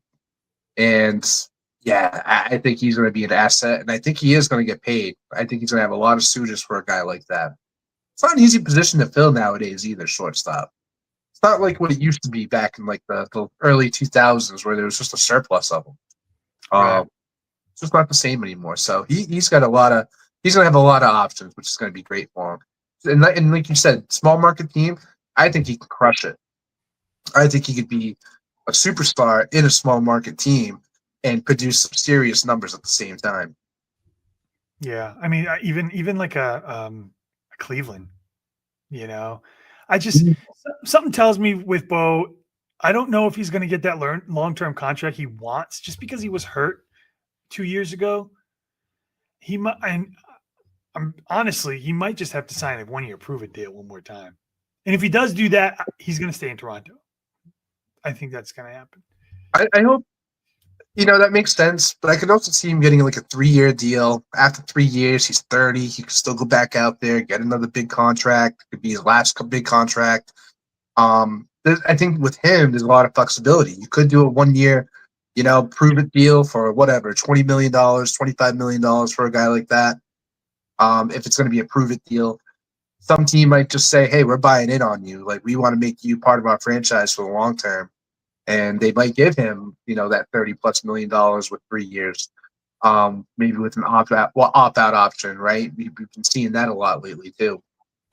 But yeah, that's what I was going to say. If he does end up signing something longer than, a couple of years, there'll probably be some opt-out clauses in there for both of them, right? I mean, you want to, if you're signing him as a team and you want some kind of policy, some kind of insurance to be like, okay, well, let's make sure, let's keep him healthy and let's put this clause in for both, for us and for you, then I could see that happening as well, Oh yeah, I think that's the way to go if I was him. All right. So do you want to just start looking at top players here and positions? Ooh, let's dig into it. All right. Now I'm gonna share my screen, and I hope everybody can see it. And it's we could just run down each position, talk about overall numbers, and if we think something will change or something won't. That's all. So here's what I have. Tell me if you see that. Oh, beautiful. All right. So I can even back it out so we can get more. Let me see if that works. Yeah, that's a 5 right there. That's good. All right. Yeah. So here are like the top 5 catchers based off of points for last year. So if we look at the overall numbers here, you got 530, and then there's a dip, right? Then it's 359, 353, 334, 320. So there's not much separating just this right here, right? We all know who it is. You got Cal Riley, William Contreras, Shea Langoliers, who really turned it on, right? Ben Rice, Hunter Goodman, Salvador Perez. You got your boy Ramirez, Kirk, who had a really good postseason as well. Then if you want to look at some of the bigger stats here, right? Look at, you have 188 strikeouts, 120, 152, the RBIs, the home runs, 30 home runs for Langoliers right there. I think, was that Ben Rice? Yep, Ben Rice had 26, Hunter Goodman 31. I mean, man, if you're hitting 26 home runs and only getting 65 RBIs, something's same 31 home runs and 72 ribbies. Oh, that's tough. That's a tough pill. But so that's the list, right? Nothing surprising. Nothing. I do like the strikeouts for some of these, 120, 103, 100 for Ben Rice, which is nice. Honestly, to me, catcher is the most unpredictable position, because look, you don't even see Will Smith, right? Will Smith's not a top 5 guy. So, and you keep going down, he'll show up at some point. But Ivan Herrera, he had a pretty good year for being, if he was healthy. JT's all the way down here, Ryan Jeffers. So this is kind of when you're really picking at the bottom of the barrel. But top 5 for next year. What are you thinking? Like, what do you see any of these guys sticking? You see any of the guys moving around? Like, what are you thinking here for catchers? It's tough because we know that catcher could be a crapshoot. You know, I did like William Contreras having 84 walks along with those 120 strikeouts. That kind of helps, take the numbers, a little bit better from a point perspective. And I know we kind of had a down year from last year too. So if he can kind of bounce back from that, I think maybe that 359 points can maybe even turn into 400 points. And that does separate him, I feel like, from the rest of the other crowd except for Cal Riley. So I think the first two spots right there, I think are pretty accurate. I mean, I'll tell you what, low-key, Hunter Goodman really turned it up in the second half. And I might be putting him in that 3 spot right now. Obviously could change by the season starts, but I think he deserves the tip of the cap and deserves that 3 spot. I think Ben Rice at 4 is fair. I do think Ben Rice is coming up, and I think he's going to level up, I think, while in New York. So I think that's a fun option to have, especially he can carry over his first base eligibility. And then at 5, I think it's fair game. Shane Leclerc's here, had a great year, a lot of power, plays for a cruddy team, right? But you could also see a Sal Perez maybe getting in that top 5, a Kirk, a Ramirez who had a good year. Ramirez from Miami can cut down on the strikeouts as well. He can see himself in that top 3 spot as too. Again, rookie year last year, so I expect some improvement going into next year too. So maybe I'll put Cal, William Contreras, Hunter Goodman. We'll keep Ben Rice right there, and just because he's my boy, I'll put Ramirez at 5. What do you think about that? I agree. Your first 2, right? I think those are going to be your 1A, 1B. I don't think Cal Riley's going to hit 60 home runs again, but who knows? Who knows? I like William Contreras there. I think Will Smith breaks into the top 5. I really do. And I did have Herrera last year, and honestly, he wasn't bad. Not a lot of strikeouts. Did get on base. I don't know if he's going to be catcher eligible next year, though. So if he is, and you want to hold off on catching, like these guys are late round picks. Like Shea Langoliers, I picked him off all free agency, and he popped. Like you don't need to waste that. If you're not getting Cal Riley, sit back and wait. Like there's no need, and there's no need to reach either. Like I get Cal Riley, and I get the stigma around him and the aura of 60 home runs. He does have the power. I mean, even the postseason, he was bashing him. But I mean, if you want a different player in a position in the first or second round, because that's where Cal's going to go, go get somebody else. I don't hate it if you want to go get a first baseman over Cal Riley. You want to draft a Crochet over Cal Riley. I mean, that's who probably will be around there. Well, if you look down on Cal Riley, right, you just went over and you looked at the points that all these catchers had, and they were all in the same realm, like 20 points in the same realm. And you just spoke to it. You picked up guys that were free agents that are on the top 10 list here. So it doesn't matter where you draft that catcher, because eventually they're going to be free agents. People make moves all the time anyway.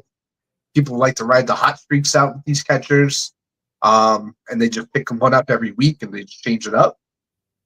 But even when you throw down to, you got, 353, 2, it's just not that many. It just doesn't separate everyone, unless, like I said, it's Wilson Contreras, Cal Riley. I think Cal Riley's a second rounder. I do think that, Wilson Contreras, he probably win in the 5th round this year or so, give or take. Yeah, he'll probably end up somewhere back there. Some league mate, in every league that there is, they overvalue catcher. They'll reach for guys that, like you said, instead of drafting a guy like a William Contreras in the 5th round, I might want to go out and get a quality pitcher that can get me maybe 450 to 500 points during the season instead. But, each their own, different strokes for different folks, right? But, yeah, I think next year going into the draft, my strategy is I'll probably just wait until the end, because I'd rather just get quality guys on other positions first, especially pitching early on, than going out and reaching for a guy. Well, if you resort this list by average points per game, a little different, right? You still got Cal Riley at 1, but then you got Shea Langoliers coming in. You got rookie Carter Jensen. Then you got Ivan Herrera and Will Smith in your top 5. So Yeah, I mean, after Cal Riley, it's a crapshoot. You know, honestly. So Agreed. we go from catcher, we go from total points here, and let's start digging into what position we want. We want first. Let's go into first. Okay. Now, here are your top 5. Bellinger is really outfielder, but because he was first base eligible, technically Josh Naylor was number 1, but you got Bellinger, Naylor, Vlad, Pete Alonso, and Devers, and then Vinny P coming up the rear. Now you want to look at some of the overall numbers here. Strikeouts, man, 192. That's got to be Devers, right? Yep. 192. 162 for Pete Alonso. Wow. Yeah. Only 90 for Bellinger. 83 for Josh Naylor. And 30 strikeouts. Like, look at that. 30 stolen bases for a first baseman. You know, the power might not be there, 20 home runs as opposed to some of these guys. But look at 20 home runs, 92 ribbies. You know, 48 walks. I mean, you look at the points. Oh, they're right there. Right there. 430, 451, 448, 442. And then there's a little drop right here. There's 429, and that's Devers. Yeah. Then you see the drop. So, I mean, obviously in this list, Bellinger's not going to be in it next year. Honestly, it's going to be Vlad or Naylor, 1 or 2 in me, for my opinion, anyways. And I don't even care where Josh Naylor goes. I mean, he showed me in Seattle that he can still hit and steal bases. So those are going to be my 1 and 2s regardless. And I really do think, Doug, that these guys, it's not like, oh, I'm going to draft, Naylor because I know he's going to go later than Vlad. I do think these guys are going to go like almost right next to each other. So it's not like you're going to get like the value pick between one of these guys. I think from a fantasy perspective, the cat's out of the bag with Josh Naylor. We know who Josh Naylor is now. So he is an elite first baseman, all for what it is. Like you said, no more Cody Bellinger. That puts Josh Naylor at number 1 on this list now. So he's going to go early. I mean, the name appeal is obviously Vlad Guerrero. So he'll probably go ahead of him, but really it's like 1A, 1B at this point, like you said, with the points. Again, Pete Alonso, yeah, he's up there for sure, but at the same time, though, those strikeouts, potentially a new home, I don't know. I'm not about it. I'm just still not buying into it. He's really up there because of the first 2 months. He was hitting 330, and he had like 13 home runs or something like that. His numbers were wild. Second half numbers were garbage. I mean, we can even, break this down even further if you wanted to, and looked at, let's look at the last 15 games, or even let's look at the last 30, and let's see where he is on this list for total points. And not Naylor, Olsen, Vinny P. I don't see Josh. I don't see. There he is. There he is. All the way at the bottom. 62, 2.3. That's almost that's borderline free agency, right? Yeah. 33 strikeouts in an entire month. Yes. Got you crazy to see Belly down there too. Got some first baseman that didn't have a great 30 days, except Josh Naylor. The last month of the season. And Matt Olson had a really good one. I think we all saw him turn it on. Kind of made him fantasy relevant for a little while anyways. But yeah, you make a good point. I mean, Pete Alonso's really there just because of what he did at the beginning of the year. But what about Vinny P? I know you're a Vinny P guy. I know I don't think he's been healthy for a full year. So you got to take that into consideration. Where are you getting him? Vinny P, big fan. I had 4 leagues. Man, home run, huh? Man, that sucks. 2-2. Yeah, I had 4 leagues. I drafted him 3 out of 4 leagues. I said, okay, again, I'm not going to get that top guy. I'm not going to go reach for that first baseman, but I'll take the next level and take the risk, really, because Vinny P was not a sure thing going into this year. And I think the expectation was he's a 25 home run guy, 30 home run guy. He's going to hit you decent for average, and he's never going to kill you. And that's what he gave me this year.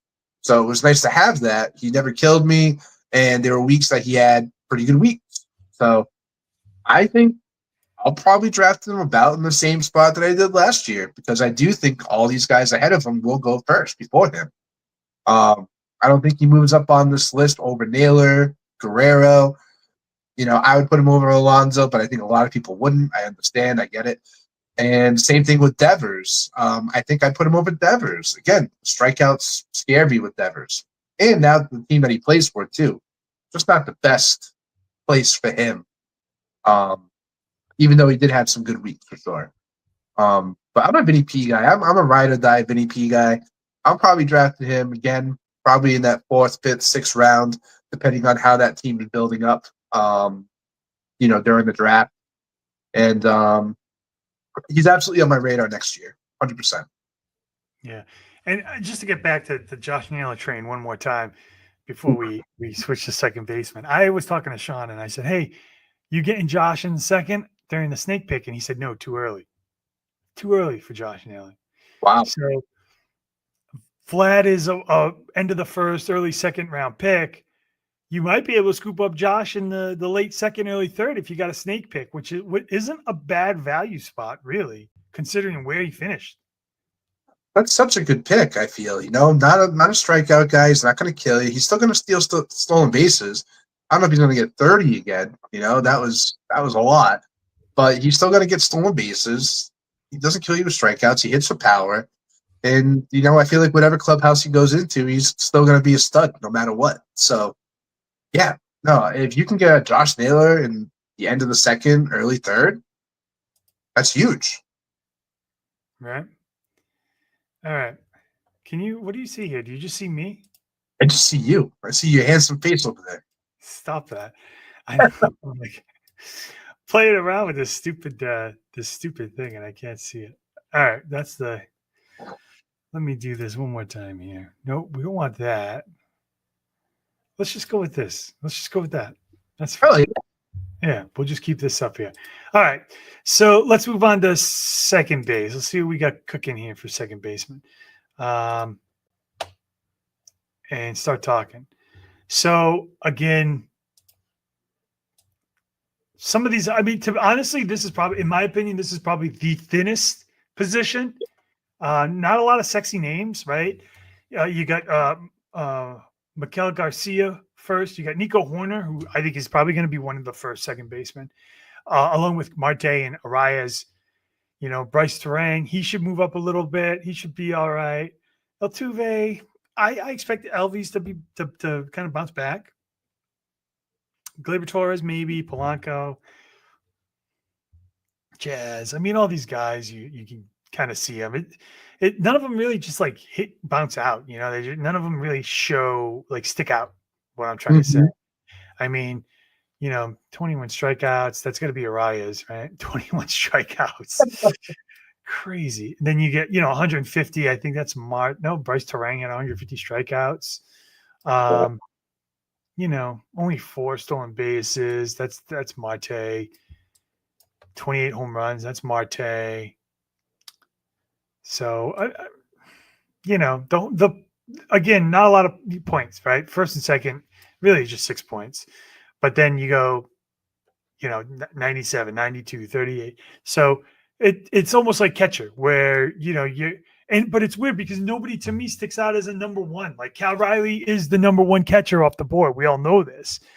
But when you look at second baseman, like, none of those guys are like names I would draft, coming off the board first, like in the early rounds. Second baseman to me is a position you can hold back on and be happy with Marte, or I'll be happy with Arias, or even Nico, or Garcia. Like nobody on there strikes out a ton. Marte hits the most home runs, but I don't know. It's a position you can definitely wait on. That's what that tells me. Yeah, you can definitely wait on it, and I just feel like it's just going to be one of those positions where it's just going to be a run during the draft of people. It's like, oh, you just took Marte? Okay, I'm going to take Warner. Okay, next person. Oh, you took those two guys? Well, I must get a second baseman now. It's because no one really, like you said, sticks out. So I can't really justify drafting a Garcia in the second, third, or fourth round, or any of these guys for that matter. So that's why I think there's going to be a run of them. If I had to pick one I'm going to draft first, it's probably still Kenton Marte. I still put him at number 1 next year. And then probably corner after that. And honestly, I still like Arias. I think he had kind of a down year, if you can call that, even with 21 strikeouts. But he does, again, doesn't kill you. And I think he'll bounce back to what he was the year prior than he was this year. He just had kind of a rough year all around. And then after that, if you go past, Kenton Marte on this list, that's when you start seeing the strikeouts from the other guys, the Tarangs, the Altuves, the Albie. It's just a lot of Ks that are adding up right there. Who's after Albie's there? Who has 100 there? That Torres? That might be Torres. Yeah, Torres gets 101. Albie's got 90, 94, 109 for Altuve, 150 for Tarang, 148. Who is that? That's gonna be Jazz. Yep, Jazz. Yeah. So I guess the point is, the later that you draft the second baseman after you start to see the runoff, the more likely you might get cuffed with a guy that has, a bad, poor strikeout rating. And then second base is already so tough to get points anyway. You just don't want to be having that, one position where you're just always trying to fill it every week with a guy or a new guy that you just don't know what you're going to get. So I guess, once the run of second baseman start, I'd probably jump on board with it just so I don't get left with some cruddy guy, to be honest. I mean, the good news is, though, if you look at this list and the way it is, if you're in a 10 team or even 12, you'll get a decent one. It's like the numbers are the end numbers. There's only like 10 points that almost separate each one, right? So if you go 10, 1, 2, 3, 4, 5, 6, 7, 8, 9, 10 brings you to Jazz, So it's not like you're going to get a bad one. Although I think if you're drafting Jazz, you're probably going to use them for really one of these other positions than second base. But, you could use them for second. But yeah, I mean, you should be able to get like all these guys are. I think Albies is a good bounce back. I'll be all right with Altuve. I wouldn't like it, but I'd be all right with it. It's not horrible if you wanted to wait after the run because you'll still see some of these guys. Polanco will definitely probably be there, but it'll be interesting to see what happens. Yeah, there's a couple sleepers in there. Is Jackson Holiday finally going to break out of it or what next year? Is he going to be a thing? Christian Campbell, I'm sure he'll probably make the major league roster next year. Is he going to be finally major league ready after spending the second half in AAA? There's a few candidates out there that are sleepers. All right, and then we move from second right to third. I mean, this shouldn't surprise you. I don't think outside of like outfielders, this is probably one of the best like top 5 for positions, like players, quality. You got Jose Ramirez, Junior Caminero, Devers, Ambit, Garcia. Then you got Machado, Eugene Suarez. I mean, there's a drop off, right? Bregman's later on because he got hurt, so he's not going to have a ton of points. But there is a drop off, and I think Isaac Perez, he'll probably come back and look pretty decent too. He was looking good before he got hurt. Nolan Arenado is going to go late. I mean, that's if you wait. Shaw might have a bounce back. So there's quality here, but I mean, if you're missing one of the top 5 or so, I mean, then you're just waiting, right? I mean, come on, Jose Ramirez, 85 ribbies, 30 home runs, 74 strikeouts, 44 stolen bases. That's Devers. Junior Caminero, 125 strikeouts, but look at that, 45 home runs, 110 ribbies, 7 stolen bases. Machado's here, 196. Who is that? Eugene Suarez, obviously. I forgot about that. So, I mean, there's quality, but this is a list, I think, where you'd be happy with any of the top 5 third basemen. I would. I agree. No, I think any of these guys would be just fine. Maybe Machado being another year older. He's not the same guy that he was a few years ago, obviously, but still an elite third baseman in fantasy. being in the top 5. I mean, Jose is always going to be number 1. Junior, I think, deserves that number 2. But I would say a little caution with Junior next year. Depending on their stadium, if they are going to play at Steinbrenner Field or not half the year, that's still to be determined. And I think that was a huge benefit for him for those 45 home runs. So I hope he does it again, but I would say there's some caution depending on if Tropicana is going to be up and ready again or not. And then, but the rest of it, there's a lot of good third basemen. We're missing a lot of guys, even on that bottom, 6 through 10. Very good quality names, and I'd be very satisfied with even some of those guys as well. They're having on the roster. Yeah, a lot of good sleepers. I know you were talking about Barger, and how he might be a breakout for next year. Yep. Great second half. Colt Keith, he had a pretty good second half too. Is Josh Young going to stay healthy? Is he going to bounce back? Texas just had all injuries this year. They did not have a healthy season. Can Josh Young come back and actually produce and maybe live up to that level that he was, a couple of years ago when he first came up? Austin Riley, obviously, his value has dropped dramatically because of strikeouts and inconsistency. Again, that's a guy that's probably going to go later in drafts as well, that people probably drafted very high at one point last year. So, again, you're going to have options. And then, like we just talked about earlier, Clement's on here too. Kind of a renaissance man for sure, but he gets the job done with the bat still, so very relevant fantasy as well. Yeah, and look at the positions. I mean, he plays all four positions. All right, so this to me, shortstop again. This was a pretty good position as far as, well, we could talk surprises here for sure. Perdomo number 1, but I mean, you look at the top 5. This is a stack. This is a stacked position. Perdomo, Lindor, Witt Jr., Garcia, Betts, Trey Turner, De La Cruz, there's Bo Bichette, Gunnar Henderson. I mean, you should get a top shortstop if you're in a 10 or 12 team. There's no excuse why you wouldn't get a top shortstop unless somebody just is like, oh, you know what, I'm going to grab like 2 just to grab them. But it's a great list. And as a Perdomo owner for last year, I mean, 20 homers, only 83 strikeouts, 27 stolen bases. They're great numbers. I don't know if he can repeat it. I was skeptical after they got rid of Naylor and Eugenio Suarez of him keeping up the pace. He still kept it up, to his credit.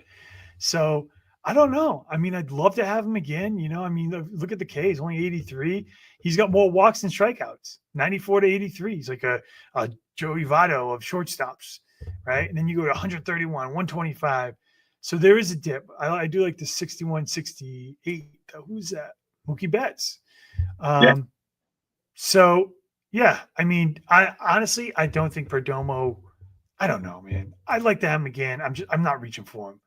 Like if I'm drafting and if Lindor's still out there or Mookie Betts, I would be tempted to draft them over Perdomo. But if it's like De La Cruz, I don't know. I mean, I know the potential with De La Cruz was big and 181 strikeouts though, only 37 strikeouts. I mean 37 stolen bases. Like we said at the beginning of the year, if he doesn't steal bases, he's striking out. And if he's not stealing bases and he's striking out more, he's not going to be a top 5 shortstop. So he's obviously not a top 5 shortstop, right? Yep. So I would be more inclined to draft a Perdomo over De La Cruz. And that sounds crazy to say. It's crazy, but it's just like, it's such a healthy, bunch of guys on there. I'm looking at the list right now. It's like Mookie Betts, Trey Turner, Bo Bichette, Gunnar Henderson. You got Bobby Witt further up there too. It's just, there's so many big names that are very good. For instance, the Lindor. Every team, I feel like in fantasy, especially in 10-team leagues, should have a quality shortstop going into next year. Very, very, very competitive position. But yeah, I'm looking at these numbers, and it's like you can't go wrong, really. And then I guess really is what it comes down to is what's the best value you can get with one of these guys. And we talked about Mookie Betts. We think his draft stock's going to go down. You might get a great value on Mookie Betts. That's a guy that does not strike out that often. So that might be a guy I might be targeting next year, especially if I can get him, especially like early third round. I think I'd take a flyer on that. All right. And then real quick, we probably won't have time to talk pitchers, but let's talk outfielders. All right. You had Aaron Judge, Juan Soto, George Springer, Corbin Carroll, Bellinger, Tatis, J-Rod, Tucker, Betts, PCA, Rooker, Kwan. So you had a pretty good, I mean, nobody would ever think Springer was going to be a top three. But you look at the overall numbers here. I mean, let's talk. I mean, you could talk Soto, and like everybody was down on him. Dude, 43 home runs and 38 stolen bases, 137 strikeouts, 127 walks. I mean, look, and there's not much separating him. Look at that, 15 points separating him between Judge, and that's Judge who hit 10 more home runs. He hit 10 more home runs, and there's only 15 points separating them. You know, then there's a massive drop. Then you got, 469. This is Corbin Carroll. That's Springer. Tatis is in here. They're all pretty close, but yeah, I mean, can't go wrong. Honestly, obviously, no one's going to draft Springer this high next year, but it's talent. You should have at least one good starting outfielder, I think. You need one. You at least need one. If you get two, that's a bonus. And outfield, it's like deep but not, right? Like you said, you have to really get one of these top quality guys, and then you can build out the rest of it pretty comfortably. But I feel like you need one of those guys, even like a Stephen Kwan, like you said. I would be A-okay with Stephen Kwan being one of my number one outfielders out there, just because again, the strikeouts not very much. Very, very consistent with the bat. Just year in, year out. Like he's got the track record, so I'm comfortable with it. Some of these other guys on the list can definitely go, one way or the other. And I think some guys, especially like the younger guys, like the Pete Crow Armstrongs of the world, they're going to get overvalued. So I do think there's some really good value at outfielder going into next year. And, you just had Brent Roker on there. I drafted Brent Roker in a lot of leagues just because I know what I'm going to get from him. He scores me 400 points every year. And guess what? I think this year he was like 400 on the dot. So it's just like sometimes you just know what you're going to get with some of these guys. And that's kind of a nice thing to have in your back pocket when you know that this is what this guy's going to get me when I play him every single week. Eventually he's going to get me to that number. And I feel like you definitely need guys like that. Yeah, and you're right. You do need at least one. And I think for me, what helped me win it last year was in the Bourbon League for this year. Was that I had to, right? I went my first three picks: Juan Soto and Corbin Carroll, and then I didn't even get pitching until the fourth round because I got Bryce Harper in the third. Yeah. So, obviously, I think the Bryce Harper pick, I liked it, but he was hurt, and then kind of fizzled out at the end of the year. He's older now, so but if you're having two good guys like Soto and Corbin Carroll, then that you're in a good spot if you get some of those guys and still get some decent pitching on top of that. Yeah, I'm like, it's a brag, but I traded for Juan Soto in one league, and it was when he was kind of, quote unquote, going through that slump, and I traded, I think, like Joe Ryan and another player for him, and it was the best trade I made all year, I think, in any league that I was in, just because, dude, Juan Soto's Juan Soto. He's going to figure it out, and he's a contact hitter. He had all the stolen bases. Like, it was just, I got a bargain, I felt, when I got him. So, next year, I expect him to start off a little bit better, having a year under the Mets now under his belt. He could be number one outfielder next year, for sure. Yeah, no, I totally agree. Totally agree. All right, man. So we had, that brings us right to our time, right about. We still didn't get the pitching or even first baseman or DHs, but there's always later on. Oh, dude, yeah. I don't think I'll be, like I said, next week I might just not be available, but I know now that it's off season, we're going to start doing our show. We'll show older episodes, but we still want to do one live one at least once a month, just to update and talk about where, if any free agents have moved around, what the lineups would look like, what that looks like from a fantasy perspective. You know, a Josh Naylor going to New York versus a Josh Naylor going back to Arizona, a little different, right? So we'll start breaking some of that stuff down. And of course, you blink your eyes and it's fantasy season all over again next year, and your draft is here. So it's been a fun year for sure, man. A lot of surprises, but it was fun. Love fantasy.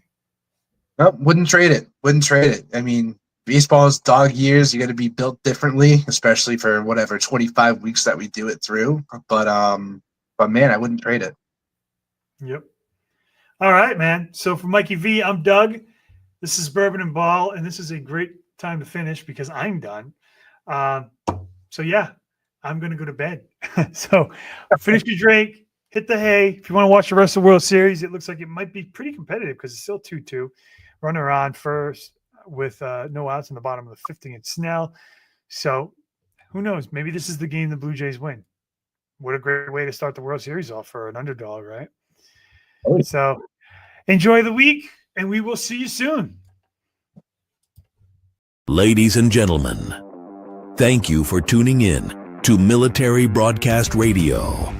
As we wrap up today's show, we want to remind you that the podcast of today's episode will be available right after we go off the air. So if you missed any part of the show or want to listen again, be sure to check it out. And remember, we're here to support and honor our veterans. Your stories and experiences matter, and we are committed to giving you a platform to share them. That's right. We're here to give our veterans a voice. So don't forget to catch the podcast and stay connected with us. Giving our veterans a voice.